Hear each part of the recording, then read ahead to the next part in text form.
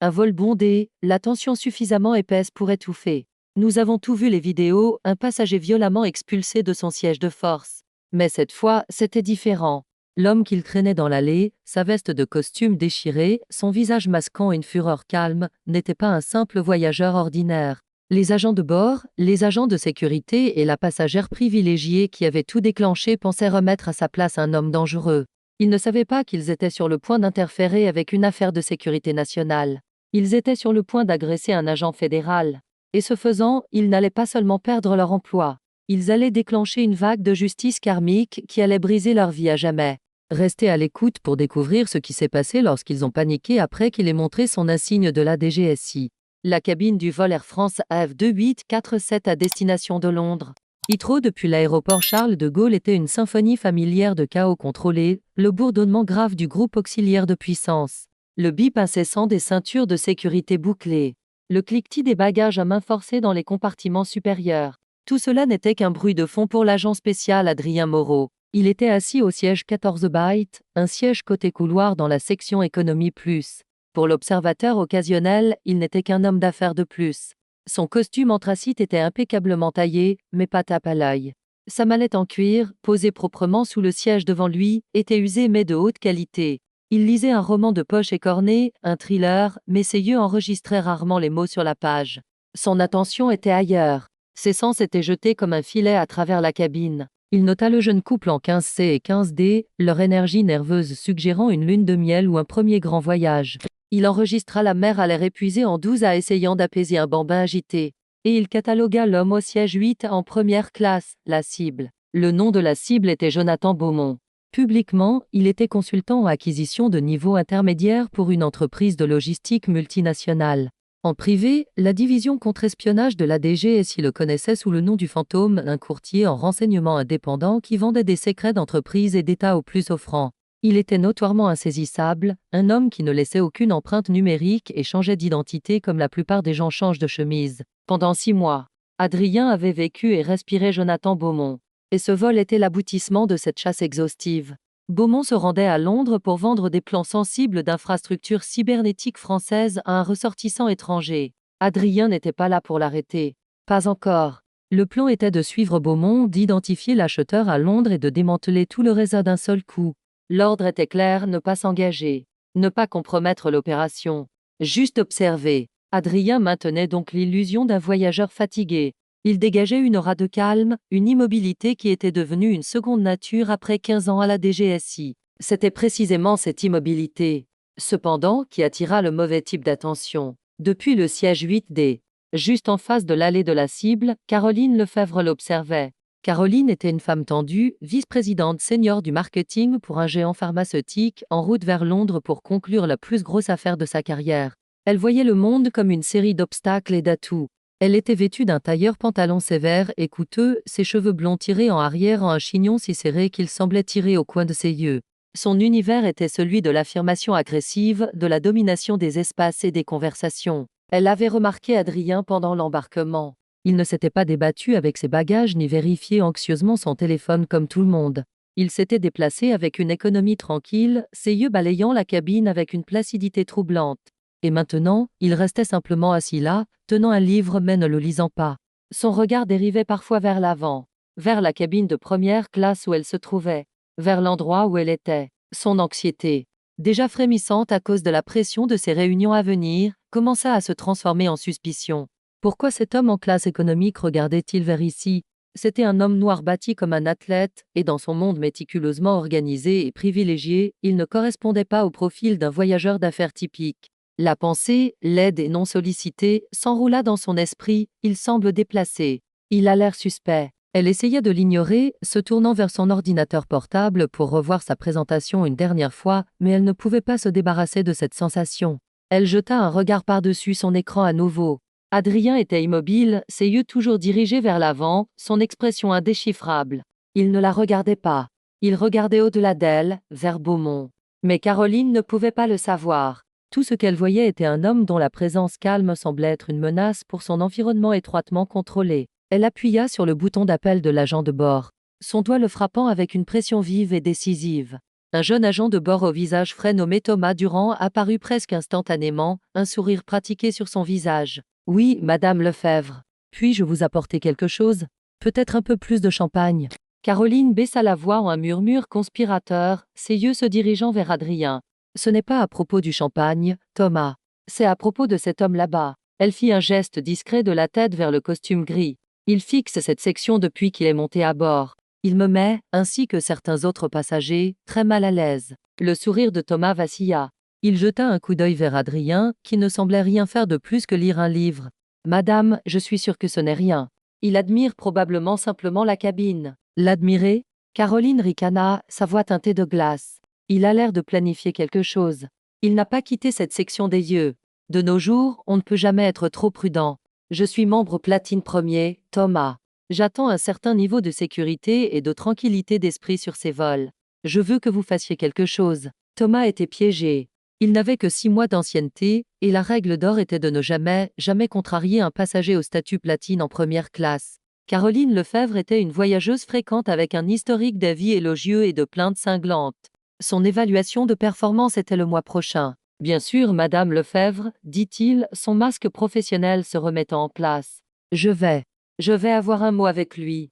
Je vais m'en occuper. » Alors que Thomas se tournait et marchait dans l'allée vers le siège 14 bytes, un nœud de terreur se resserra dans son estomac.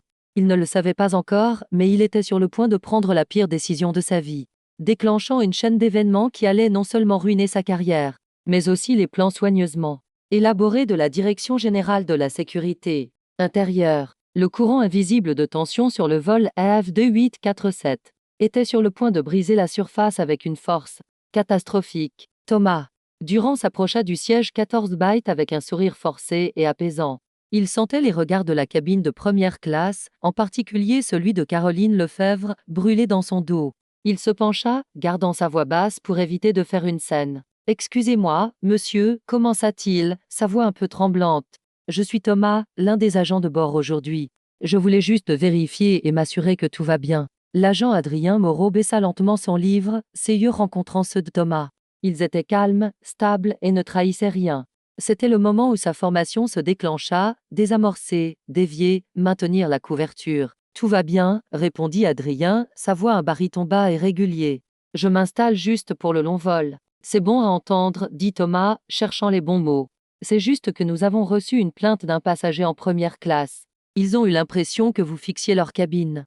Cela les a rendus un peu mal à l'aise. Adrien soutint le regard de Thomas. Il pouvait sentir l'opération vaciller sur le fil du rasoir.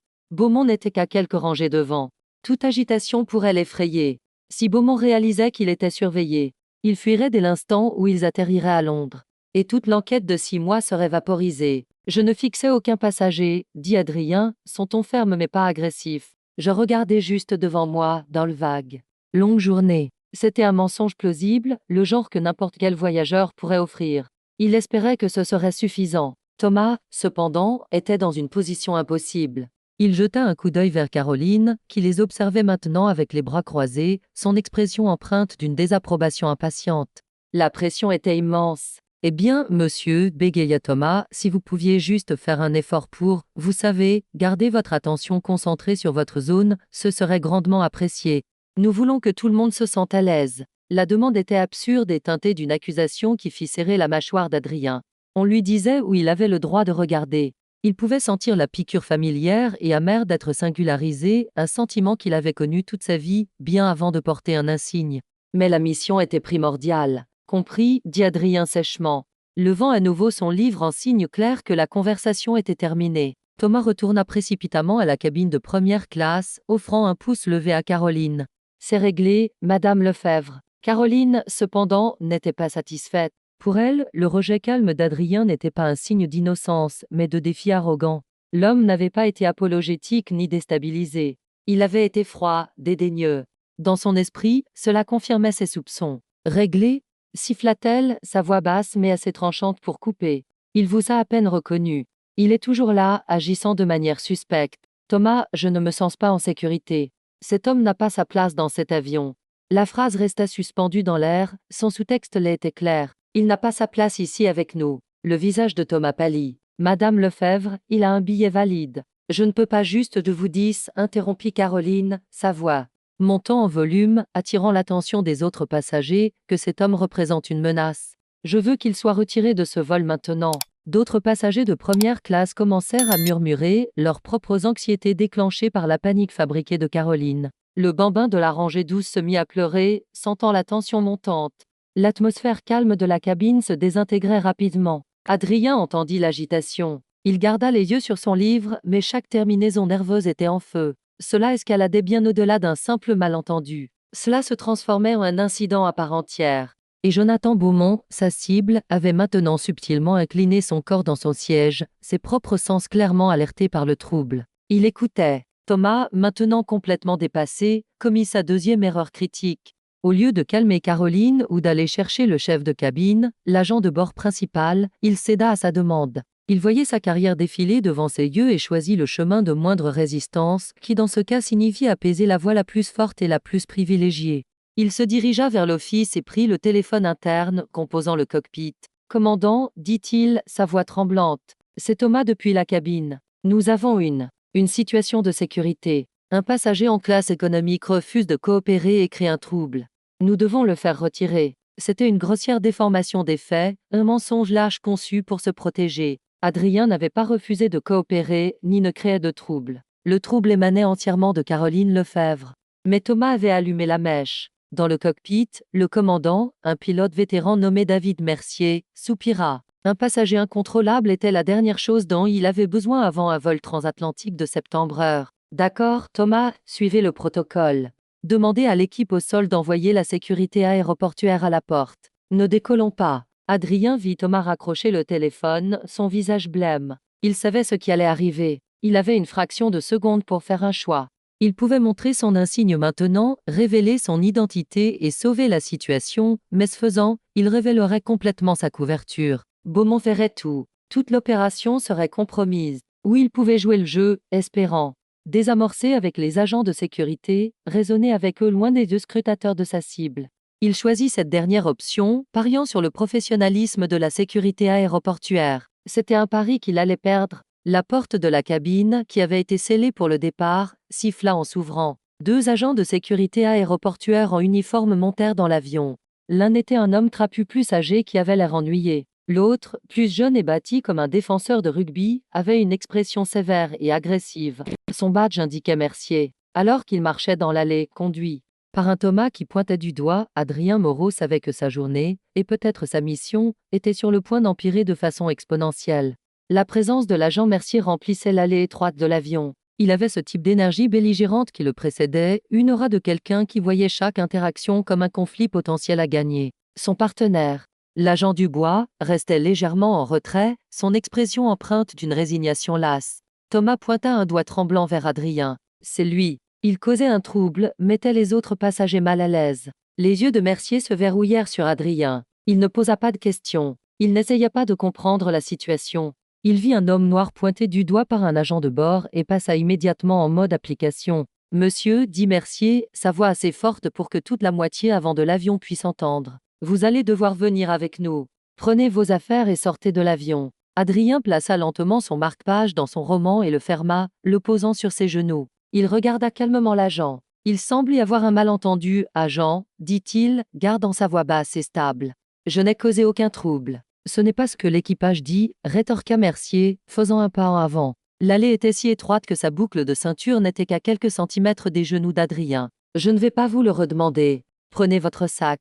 Allons-y. » Depuis son siège, Caroline Lefebvre regardait avec un sentiment suffisant de vindication. « Voyez, semblait dire son expression, j'avais raison. Il est dangereux. » Jonathan Beaumont, la cible, regardait maintenant ouvertement le drame se dérouler. Son visage était une toile vierge, mais Adrien savait que derrière ce masque, 1000 calculs se faisaient. Beaumont évaluait le niveau de menace, non pas d'Adrien, mais des agents de sécurité. Toute l'opération se déroulait en temps réel. « Agent, dit Adrien, parlant directement à Mercier, son ton descendant dans un registre de commandement qu'il réservait habituellement aux situations tactiques. Vous faites une grave erreur. J'ai besoin que vous baissiez la voix et que vous m'écoutiez attentivement. » C'était la mauvaise chose à dire à un homme comme Mercier. C'était un défi à son autorité. Le visage de Mercier devint rouge de colère. « Une erreur ? Vous pensez être en position de me dire que je fais une erreur ? La seule erreur ici. C'est que vous ne sortiez pas de cet avion il y a 5 secondes, gronda Mercier. Il tendit la main et saisit le bras d'Adrien. Debout, maintenant. Au moment où Mercier posa la main sur lui, la situation franchit un seuil critique. La formation d'Adrien hurlait en lui. Un agent sous agression non létale avait une douzaine de façons de répondre. Il pouvait briser la prise de Mercier, le neutraliser et prendre le contrôle de la situation en moins de 3 secondes. Mais cela provoquerait un chaos absolu. Cela confirmerait les pires craintes de tout le monde à son sujet et enverrait Beaumont courir vers les collines. Alors il ne fit rien. Il permit à la prise de se resserrer, son esprit traversant des options qui se réduisaient rapidement. « Je ne quitte pas mon siège », déclara Adrien, sa voix dangereusement calme. « Vous devez retirer votre main de mon bras. » « C'est une menace », ricana Mercier, sa prise se resserrant. Il regarda son partenaire. « Dubois, aidez-moi à le lever. » L'agent Dubois bougea mal à l'aise. « Mercier, peut-être devrions-nous juste lui parler dehors. Non, on le fait ici. »« On le fait maintenant », claqua Mercier, son ego pleinement aux commandes. « Montrons à tout le monde ce qui arrive quand on ne suit pas les instructions. » Sur ce, Mercier tira de toutes ses forces. Adrien, malgré sa force, était assis et en déséquilibre. Il fut tiré vers l'avant, son livre tombant bruyamment au sol. Dubois prit à contre-cœur son autre bras. Les passagers haltèrent. Les téléphones, qui avaient été discrètement en train de filmer, étaient maintenant tenus ouvertement en hauteur. La cabine était une mer de petits écrans lumineux, tout pointés vers le spectacle violent qui se déroulait dans la rangée 14. Une femme hurla. Le bambin, qui avait pleuré, se mit à hurler de terreur. Il traînait un homme noir, un passager. Tranquille en costume d'affaires, hors de son siège comme s'il était un criminel violent. Sa veste de costume se déchira à la couture de l'épaule. Son corps fut tordu dans un angle maladroit alors que les deux hommes luttaient pour tirer sa grande silhouette dans l'allée étroite. À travers tout cela, le visage d'Adrien Moreau était un masque de rage contrôlée et bouillonnante. Non seulement pour l'humiliation, non seulement pour l'injustice flagrante, mais pour la mission qui se vidait maintenant de son sang sur le tapis bon marché d'un avion Air France. Beaumont regardait tout, un léger sourire curieux jouant maintenant sur ses lèvres. Il profitait du spectacle. Il supposait probablement qu'Adrien n'était qu'une malheureuse âme. Mais le trouble était un cadeau. Toute surveillance sur lui serait brisée par ce chaos. Arrêtez de résister, grogna Mercier, son genou creusant dans le côté du siège pour avoir de l'effet de levier. Adrien ne résistait pas. Il était simplement un poids mort, refusant d'aider à son propre retrait illégal. Ils le mirent dans l'allée, son corps heurtant les accoudoirs. Il pouvait sentir les yeux de chaque passager sur lui, des yeux remplis de peur, de pitié, de mépris. Caroline Lefebvre, pour la première fois, ressentit un éclair de doute. La violence brute du retrait était plus qu'elle n'avait anticipé. C'était laid, brutal. Mais elle repoussa le sentiment. Il avait provoqué cela en étant défiant. Elle avait fait ce qu'il fallait. Elle avait gardé tout le monde en sécurité. Ils le traînèrent au-delà de la rangée 12, puis de la rangée 10. Il approchait de la cabine de première classe. Il n'était qu'à quelques mètres de Jonathan Beaumont. C'était le point de non-retour. Sa couverture était effectivement révélée, qu'il agisse ou non. L'observation tranquille était terminée. La mission avait échoué. Et si la mission avait échoué, il n'y avait plus aucune raison de protéger son identité. Alors qu'il passait la rangée 9, juste au moment où ils allaient le traîner devant sa cible, Adrien décida qu'il en avait assez. Le temps de la désamorçage tranquille était révolu. Le temps des conséquences avait commencé. Le chaos dans l'allée atteignit son apogée. L'agent Mercier, transpirant et le visage rouge de l'effort, donna une dernière poussée puissante, tirant Adrien vers l'avant. L'agent Dubois trébucha derrière, essayant de maintenir sa prise. Les passagers criaient, leur voix un mélange de protestation et de peur. Ils étaient maintenant directement parallèles au siège 8A, où Jonathan Beaumont était assis, regardant la scène avec l'amusement détaché d'un spectateur à un match de gladiateurs. C'était le dernier moment possible. J'ai dit. Arrêtez de résister, grogna Mercier, se préparant à pousser Adrien vers la porte de sortie. À cet instant, tout changea. Adrien cessa d'être une victime passive. Avec une soudaine poussée explosive d'énergie qui prit les deux agents complètement au dépourvu, il planta ses pieds. Il ne s'arrêta pas simplement dans son élan forcé. Il devint un objet inamovible. Les deux agents, toujours en train de tirer, furent brusquement stoppés. Ça suffit. La voix d'Adrien coupa à travers le bruit de la cabine comme un rasoir. Elle n'était pas forte, mais elle résonnait avec une autorité absolue et incontestable qui fit taire tout l'avion. Même le bambin qui pleurait sembla marquer une pause. Mercier, stupéfait par la résistance soudaine, le regarda bouche bée. « Qu'est-ce que vous venez de » Adrien tourna lentement la tête, ses yeux contournant les agents déstabilisés et se verrouillant directement sur Jonathan Beaumont. Pendant une fraction de seconde, les regards des deux hommes se rencontrèrent. Adrien vit une lueur de reconnaissance ou peut-être d'horreur naissante. dans les yeux de Beaumont avant que celui-ci ne détourne rapidement le regard, feignant l'indifférence. Le jeu était terminé. Puis Adrien reporta son attention sur l'agent, dont la main était toujours agrippée à sa veste de costume déchirée. D'un mouvement fluide, il tendit la main à l'intérieur de sa veste avec sa main libre. Les yeux de Mercier s'écarquillèrent de panique. « Il attrape quelque chose! Il attrape quelque chose !» cria-t-il, tâtonnant pour son propre pistolet de service. Mais ce n'était pas une arme qu'Adrien sortit. C'était un petit portefeuille en cuir noir. Il l'ouvrit d'un coup sec. Niché à l'intérieur, sur un fond d'identifiant impeccable, se trouvait un insigne doré brillant. Le symbole iconique de la République française et de la Direction générale de la sécurité intérieure. Agent spécial Adrien Moreau, DGSI, annonça-t-il, sa voix froide et dure comme l'acier. Il tint l'insigne à quelques centimètres du visage de Mercier. Vous agressez un agent fédéral dans l'exercice de ses fonctions. Vous avez compromis une opération de sécurité nationale. Reculez maintenant. Le silence qui suivit fut assourdissant. C'était un vide complet, aspirant tout l'air et le bruit de la cabine. L'agent Mercier se figea, sa main planant au-dessus de son arme, son cerveau luttant pour traiter la réalité de la situation. L'homme qu'il venait de malmener, la menace qu'il retirait si violemment, était de la DGSI. Son visage passa du rouge floche à un blanc fantomatique et blême. Il lâcha le bras d'Adrien comme s'il était du fer rouge. L'agent Dubois recula d'un pas, ses mains levées dans un geste de reddition. « Oh mon Dieu !» murmura-t-il. Thomas Durand, l'agent de bord qui avait regardé depuis l'office, semblait sur le point de s'évanouir. Sa mâchoire pendait, ses yeux écarquillés de pure terreur. Il trébucha en arrière contre un comptoir, ses jambes cédant. Mais la réaction la plus dramatique vint du siège 8D. Caroline Lefebvre s'était penchée en avant, un sourire triomphant sur le visage. Lorsqu'Adrien annonça son identité, son sourire disparut, remplacé par un masque d'incrédulité et d'horreur totale. La couleur quitta son visage. Son monde parfaitement manucuré, construit sur des suppositions et des privilèges, venait d'être détonné. L'homme dangereux qu'elle avait ciblé, celui qu'elle avait insisté n'avait pas sa place, était non seulement plus important qu'elle, mais c'était un agent fédéral. Et c'était elle qui avait tout déclenché. Adrien redressa sa posture, rassemblant sa veste déchirée. Il ne quitta jamais Mercier des yeux. « Donnez-moi votre nom et votre numéro de badge », ordonna-t-il. M. Mercier, bégaya l'agent, sa voix à peine un murmure. Badge 734. Et vous, dit Adrien, jetant un coup d'œil à Dubois. Dubois, 812, monsieur.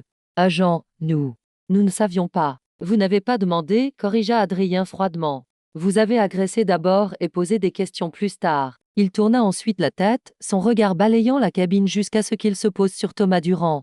Vous, agent de bord. Quel est votre nom? Thomas. Thomas Durand, monsieur, couina-t-il. Vous avez menti au commandant. Vous lui avez dit que je causais un trouble.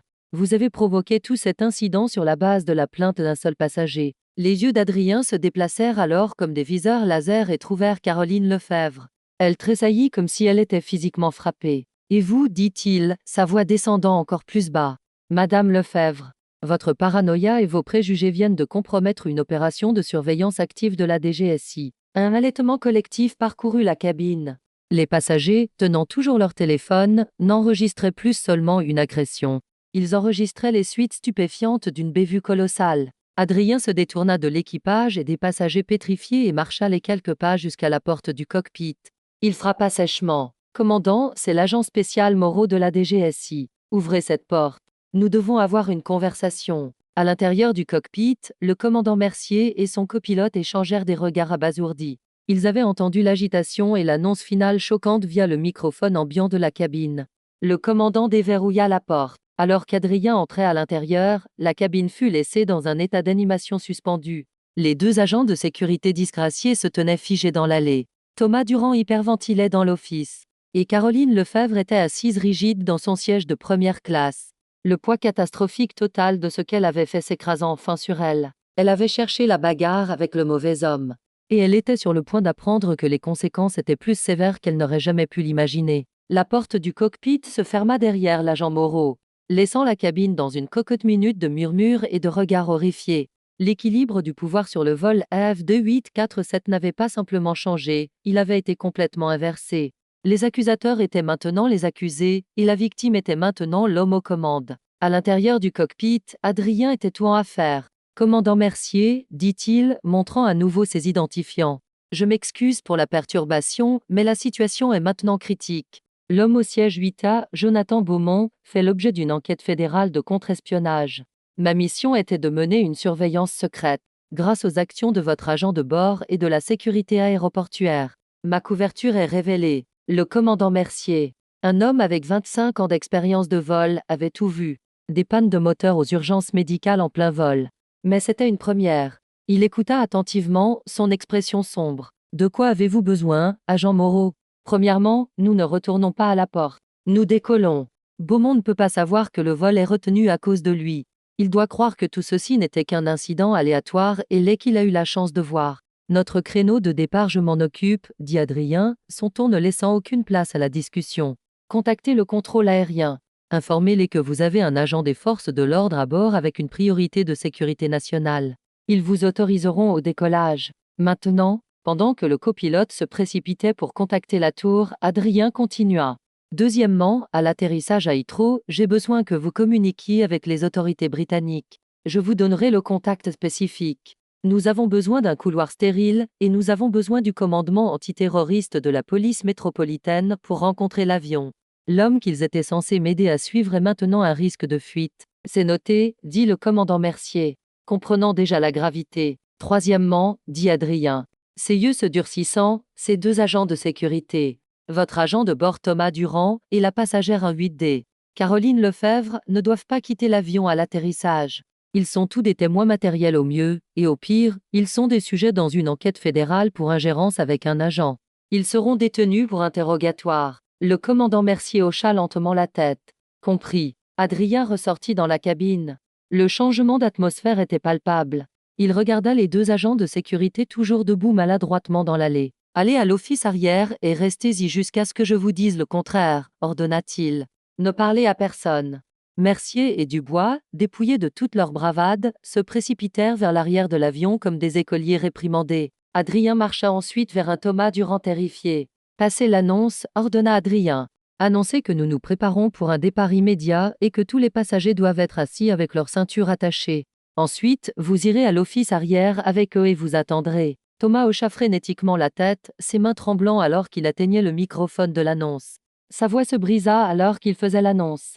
Les passagers, avides d'un semblant de normalité, se conformèrent rapidement. Les téléphones, pour la plupart, furent rangés, mais le mal était fait. Dizaines de vidéos de tout l'incident, de la confrontation initiale à la révélation stupéfiante de l'insigne de la DGSI, étaient déjà sauvegardées, prêtes à être téléchargées dès que l'avion aurait une connexion de données. Enfin, Adrien retourna à l'avant et se tint au-dessus de Caroline Lefebvre. Elle le regarda, son visage un mélange de peur et de confusion. L'arrogance avait disparu, remplacée par une réalisation naissante et écœurante de sa folie. « Je ne, commença-t-elle à bégayer. Je pensais que vous étiez. J'avais peur. » Adrien ressentit un éclair de pitié, mais il fut rapidement éteint par la réalité froide des dommages qu'elle avait causés. « Vous n'aviez pas peur, Madame Lefebvre. Vous étiez privilégiée. Vous avez vu un homme qui ne correspondait pas à votre vision du monde de qui devrait être dans un avion, et vous avez décidé qu'il était une menace. Votre plainte n'était pas à propos de la sécurité, c'était à propos de votre confort. Vos préjugés ont potentiellement permis à un traître d'échapper à la justice et de vendre des secrets qui pourraient coûter des vies françaises. » Chaque mot était un coup de marteau. Caroline se recroquevilla dans son siège, des larmes montant dans ses yeux. « Qu'est-ce qui va m'arriver » murmura-t-elle. « Ce n'est plus ma préoccupation principale, » répondit froidement Adrien. « Vous resterez dans votre siège. Vous n'utiliserez pas votre téléphone. Vous ne parlerez à aucun autre passager. Quand nous atterrirons, vous attendrez les instructions. C'est clair ?»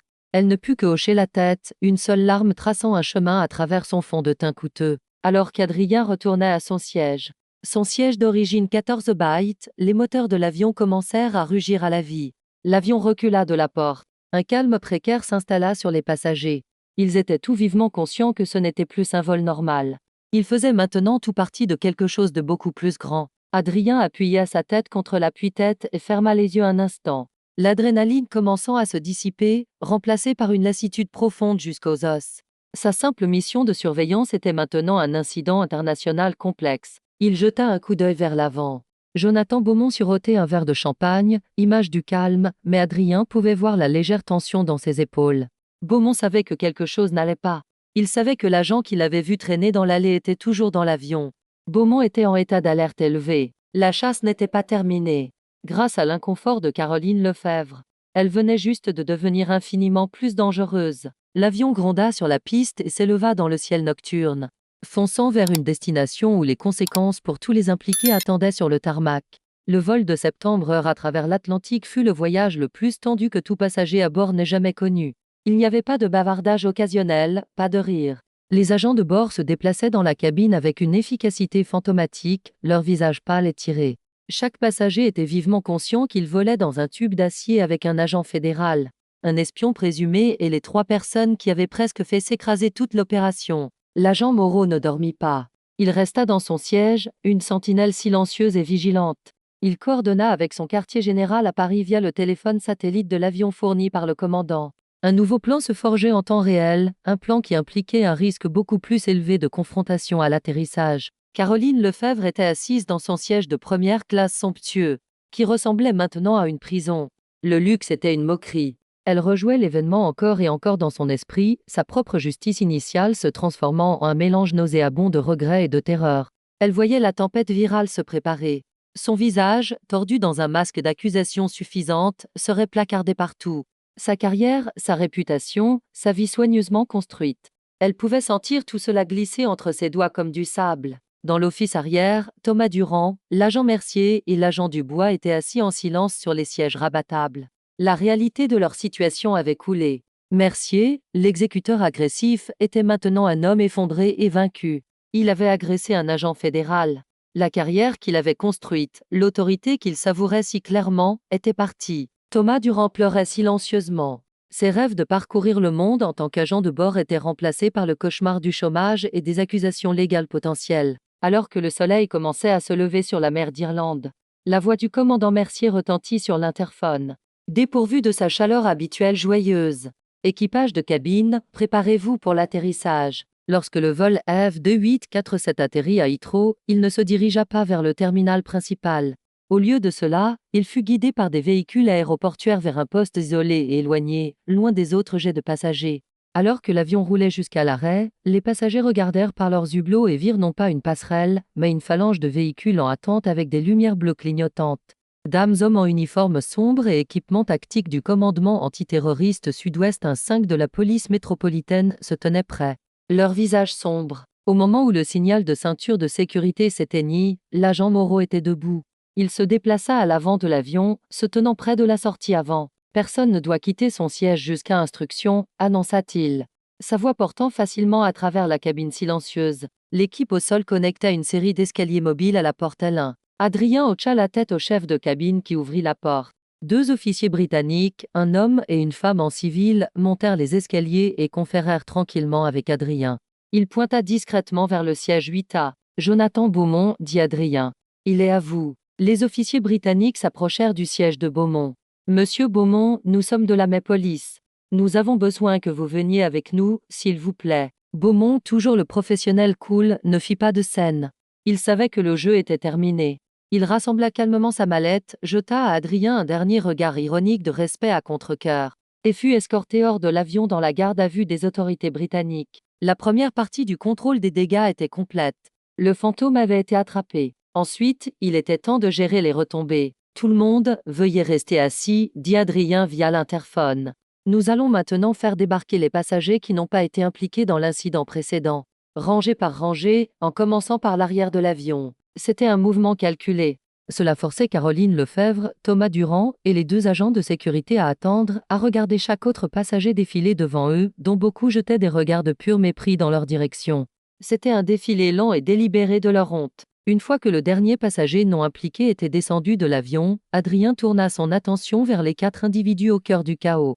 Une attachée juridique du FBI de l'ambassade américaine à Londres était montée à bord, une femme à l'air sévère nommée agent Thompson. Elle s'adressa d'abord à Mercier et Dubois. « Agent, vous êtes détenu pour interrogatoire sous l'autorité du ministère français de la Justice pour ingérence avec et agression d'un agent fédéral. Vous serez transporté à l'ambassade.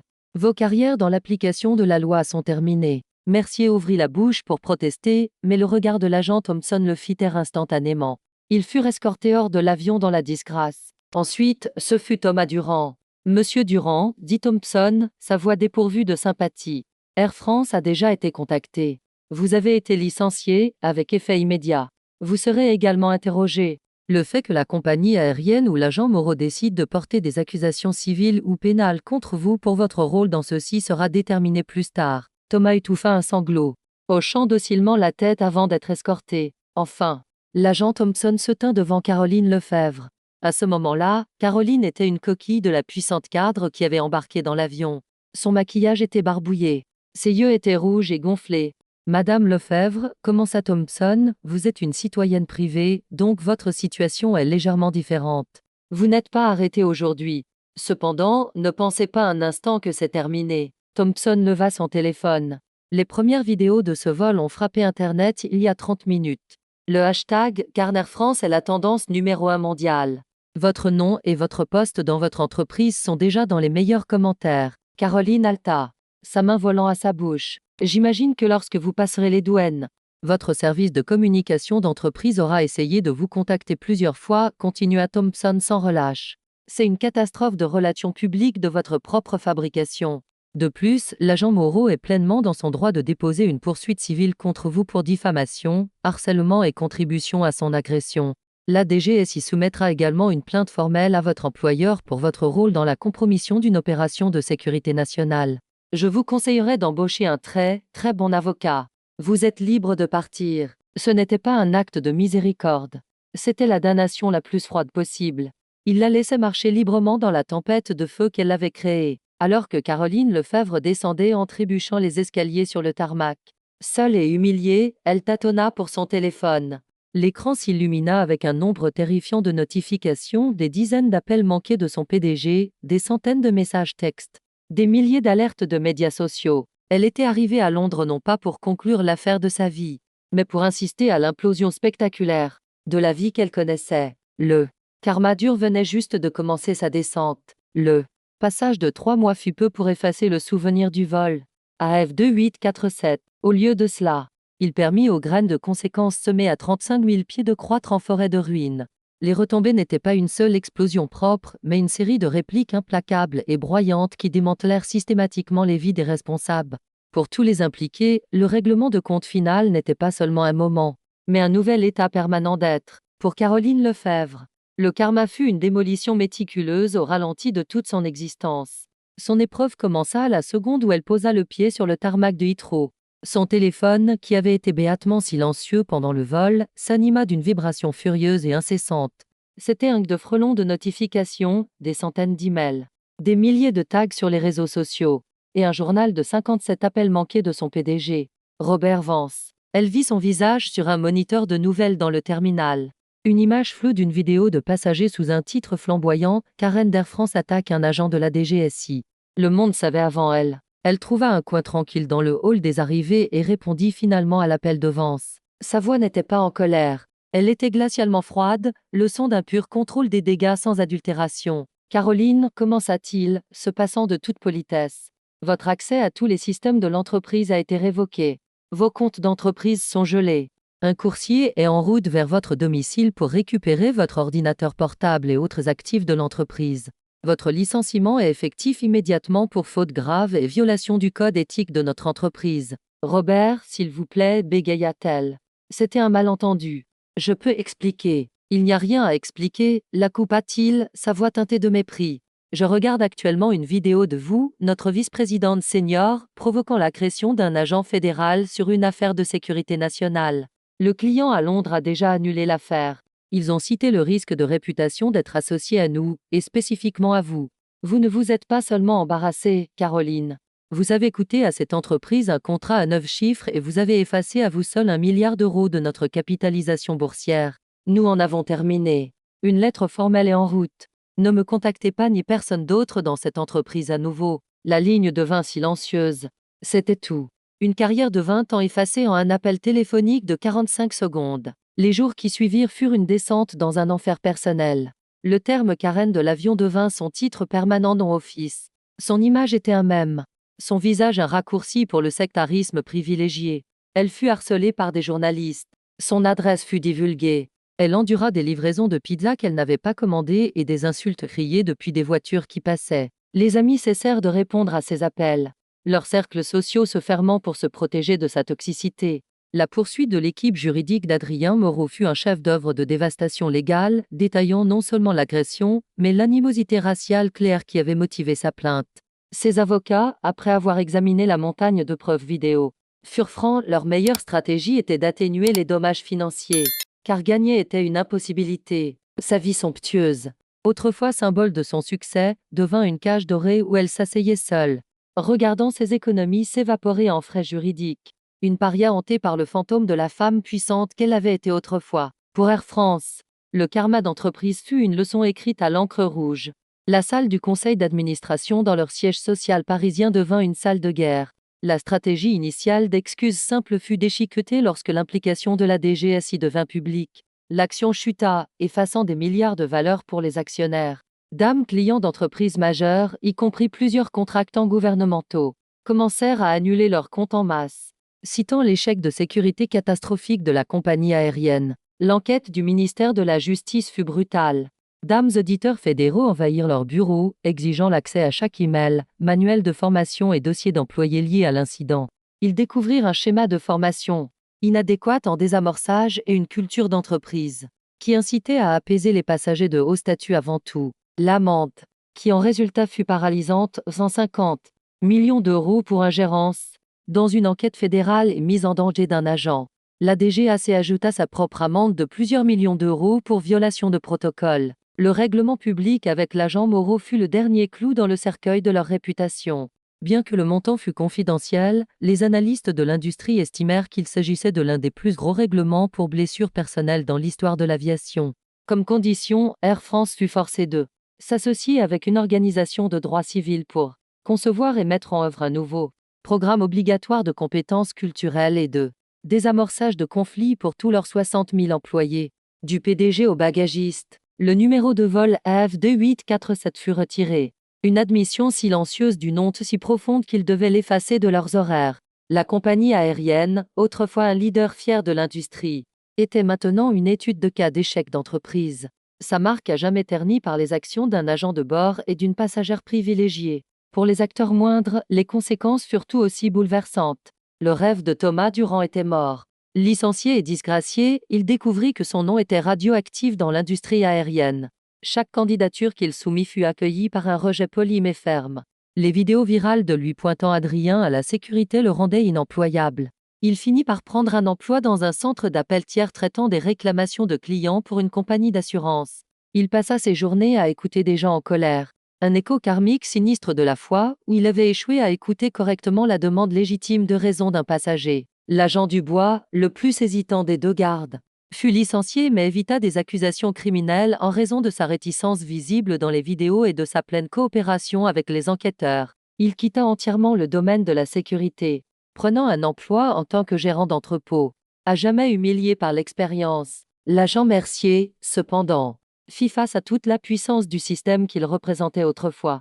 Au tribunal, la tentative de son avocat de le présenter comme un agent diligent agissant sur des informations de l'équipage de vol s'effondra sous le simple contre-interrogatoire de l'accusation. Avez-vous jamais une seule fois demandé à l'agent Moreau ce qui se passait avant de poser la main sur lui? La condamnation de Mercier pour délit d'agression sur un agent fédéral fut une formalité. La peine de probation fut clémente, mais le délit à son casier était une condamnation à vie. Interdit de posséder une arme à feu et de travailler dans toute capacité d'application de la loi ou de sécurité, l'homme qui tira son identité de l'autorité en fut complètement dépouillé. Il devint un homme amer et en colère, blâmant tout le monde sauf lui-même pour sa chute. Et pour l'agent spécial Adrien Moreau, le résultat fut une tapisserie complexe de vindication, de lassitude et de nouveaux buts. La capture réussie de Jonathan Beaumont et le démantèlement subséquent de son réseau d'espionnage valurent à Adrien une commande officielle du directeur de la DGSI. Lors de la cérémonie privée, le directeur le regarda dans les yeux. « Adrien, dit-il, ce que vous avez fait pour sécuriser cet actif était exemplaire. Mais ce que vous avez enduré avant de devoir agir, c'était extraordinaire. Votre retenue sous cette provocation était au-delà de ce que quiconque pourrait attendre. Vous avez rendu ce service fier. Mais la fierté était mélangée à une colère profonde et persistante. L'incident avait gratté une couche d'isolation professionnelle, exposant le nerf brut d'une vie d'injustice similaire mais plus petite. Il était un patriote, un homme qui avait prêté serment de défendre son pays. Pourtant, il avait été traité comme un criminel par les personnes même qu'il protégeait. Il canalisa cette énergie émotionnelle complexe en action. Avec le règlement massif d'Air France, il établit la Fondation Justice Moreau, une organisation à but non lucratif dédiée à fournir des ressources juridiques aux victimes de profilage racial et à financer des bourses pour les étudiants minorites, poursuivant des carrières dans le droit et l'application de la loi. C'était sa réponse à la laideur de l'événement, construire quelque chose de positif, quelque chose qui combattrait le préjugé même qu'il avait agressé. Il volait toujours 2 fois par mois. Il ne demandait jamais de traitement spécial. Il embarquait dans l'avion, trouvait son siège et sortait un livre. Mais quelque chose en lui avait changé. Il était plus vigilant, plus à l'écoute des courants subtils de peur et de préjugés dans l'espace confiné d'une cabine. Il sentait un nœud familier se resserrer dans son estomac pendant l'embarquement. Une tension qui ne s'apaisait que lorsque les roues quittaient le sol. C'était une cicatrice. Un rappel permanent que son insigne pouvait le protéger d'une balle, mais qu'il ne pouvait pas toujours le protéger de la suspicion dans les yeux d'un étranger. Et dans cette vérité personnelle silencieuse se trouvait la leçon la plus profonde du vol. AF 2847, que les batailles les plus importantes sont souvent celles menées non pas avec des armes ou des poings, mais avec dignité, retenue et une croyance inébranlable en une justice qui, tôt ou tard, trouve tout le monde. L'histoire du vol AF 2847 est un rappel puissant et sobre que nos actions, nées de jugements hâtifs et de préjugés incontrôlés, ont des conséquences qui peuvent briser des vies. Caroline Lefebvre, Thomas Durand et l'agent Mercier l'ont appris à leurs dépens lorsque leurs suppositions sont entrées en collision avec une réalité qu'ils n'auraient jamais pu prédire. Ils pensaient avoir le contrôle, mais ils n'étaient que les architectes de leur propre chute. Délivrant une dose de karma brutale de la vie réelle sur eux-mêmes, l'histoire de l'agent Adrien Moreau nous montre la force incroyable qu'il faut pour maintenir le professionnalisme face à une injustice flagrante. Si vous croyez que la responsabilité est essentielle et que le préjugé n'a pas sa place dans notre société, veuillez prendre un moment pour appuyer sur le bouton like pour aider cette histoire à atteindre plus de personnes. Partagez cette vidéo avec quelqu'un qui a besoin de l'entendre. Et n'oubliez pas de vous abonner à notre chaîne et d'activer la cloche de notification pour plus d'histoires captivantes de justice et de karma dans le monde réel. Qu'avez-vous pensé du résultat? Faites-le nous savoir dans les commentaires ci-dessous.